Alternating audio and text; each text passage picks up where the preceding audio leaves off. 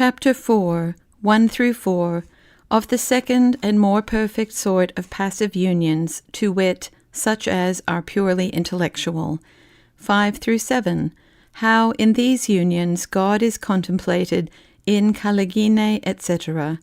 8 through 13, the excellency and wonderful benefits flowing from these intellectual unions, though very short, as first in regard of the understanding. 14. Secondly, in regard of the will. 15 and 16. Thirdly, in regard of the internal senses. 17. Inexperienced persons cannot and ought not to be judges in these things. 1. The other before-mentioned passive union, which I called intellectual, is far more noble and sublime, in which God or some divine mystery is immediately presented or discovered to the understanding without any representations, figures, or discoursings in the imagination. In the former sensible unions, the contemplations pass from the outward senses to the inward, and thence to the understanding. But this begins in the understanding, and only by reflection returns to the imagination, there making use of some species for an apprehension, after a human manner, of the object intellectually discovered to the soul. 2. The former sensible unions, especially such as pass in the internal senses with alienation from the exercise of the outward, do seldom befall very perfect souls, and less to men than to women, because such an alienation from sense proceeds partly from the infirmity of the soul and its incapacity to attend to divine inaction, perhaps not from a necessary exigence of the inaction itself, and partly from a customary exercise of prayer by strong and tender affections in sensitive nature, which do more push forward the soul to attend earnestly to divine objects, from whence is caused a suspension of the outward senses. 3. There are some degrees of this intellectual passive union to which a soul, by leading a pure spiritual life, may dispose herself, making herself worthy and capable of the said inactions, she behaving herself as an humble patient and not an agent in the business. 4. By virtue of these inactions, many souls have received internal lights and resolutions to many difficulties concerning themselves or others.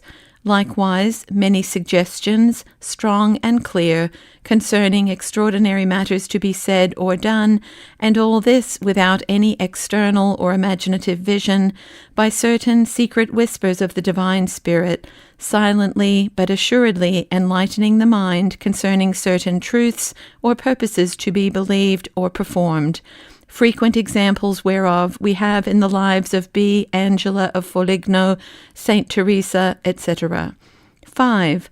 Of these intellectual passive unions, the supreme and most noble that may be had in this life is that whereby God is contemplated without any perceptible images, by a certain intellectual supernatural light darted into the soul, in which regard it draws much towards an angelical contemplation, for herein, though God be not seen as he is, yet he is clearly seen that he is, and that he is incomprehensible.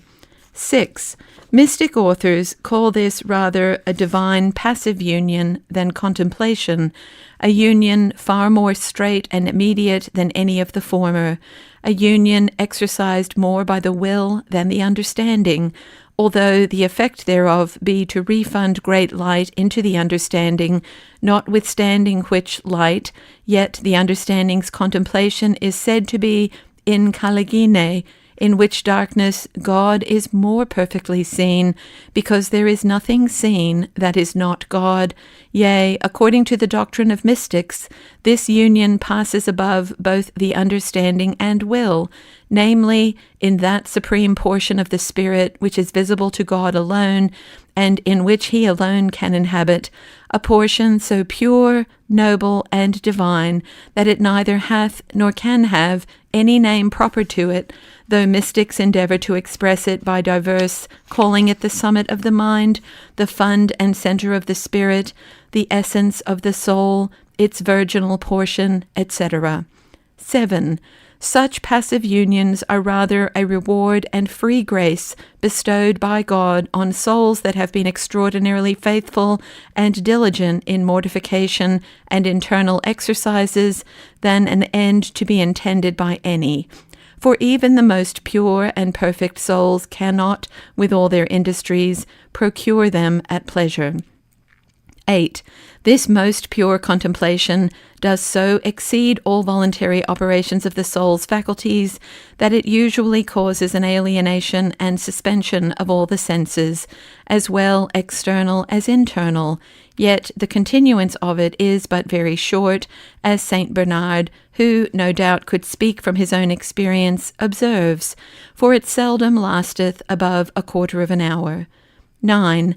But the benefits, fruits, and graces which so short a visitation causeth in the soul are both wonderfully excellent and very lasting, and these both in regard, 1, of the understanding, 2, of the will, and 3, the sensitive faculties likewise.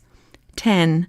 First, in regard of the understanding, there is thereby a divine light communicated, not revealing or discovering any new verities, but affording a most firm, clear assurance and experimental perception of those verities of Catholic religion which are the objects of our faith, which assurance the soul perceives to be divinely communicated to her.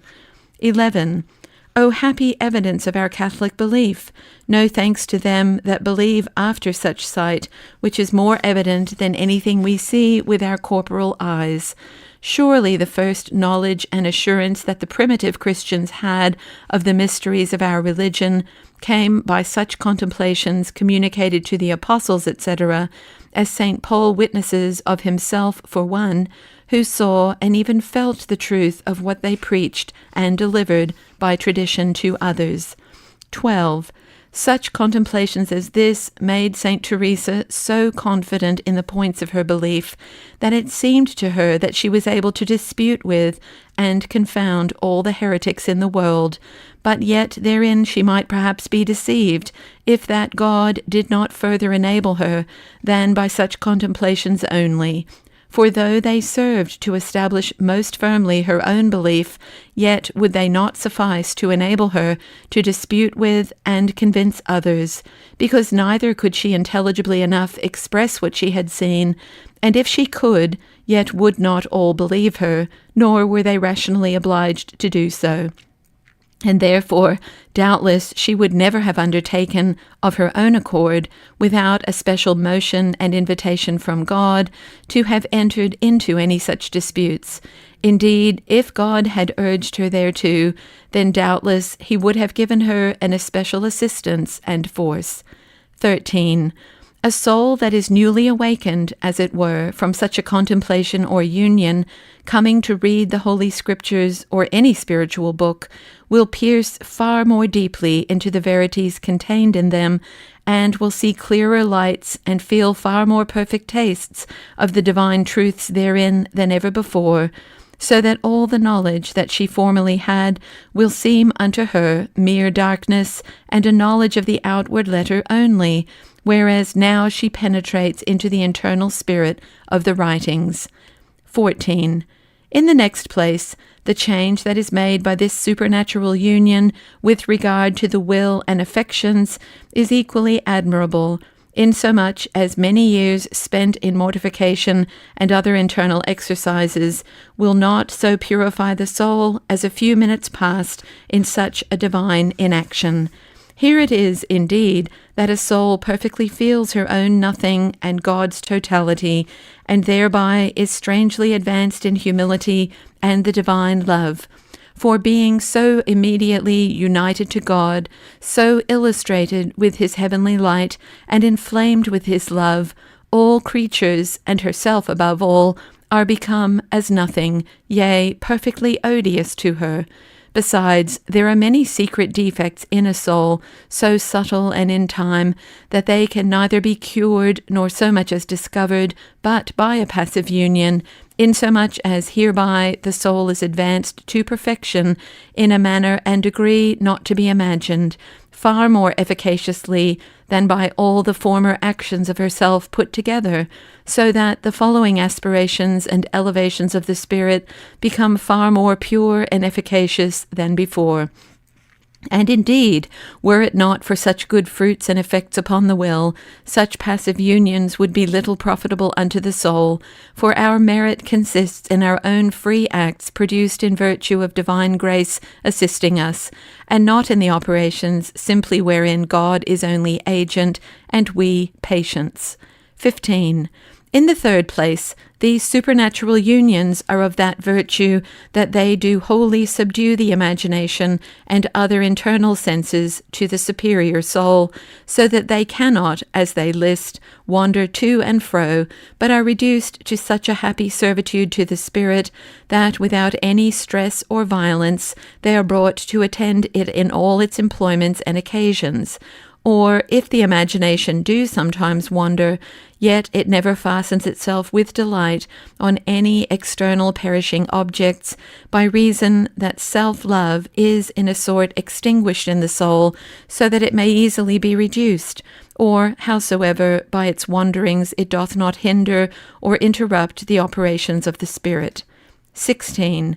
Moreover, it is observed by mystics that souls which formerly during the precedent less perfect exercises were of quite different, even contrary dispositions and natural complexions, after such supernatural unions do come to a very near resemblance to one another, as we see that several ways or paths which from far distant places lead to a city, the nearer they approach to the city, the nearer also do they come to one another, and at last fall into and make one common highway. And the reason hereof is, because nature and its particular affections and inclinations are now so worn and even burnt out by the fire of divine love and grace, that it is the Spirit of God that is the only principle of all their actions, which therefore must needs be uniform and like to one another. 17. It will be no wonder if these things here spoken of, a natural passive union, shall seem incredible, or perhaps to be but dreams of extravagant or melancholic spirits, not only to those that are strangers from the Catholic faith, but those Catholics also that are inexperienced in internal ways. Yet if they would consider that all this hath been delivered by the testimony of most devout, humble and spiritually prudent persons, some of them very learned also, who profess to write nothing but what themselves have had experience of, and this by an internal command of God's Spirit, and for the edification of others, they will perhaps judge more warily of these things.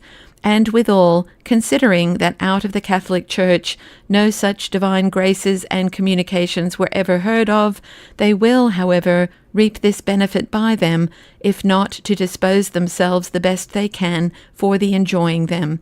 At least they will abhor all novelties in doctrines, and continue unshaken and obedient children to the Church.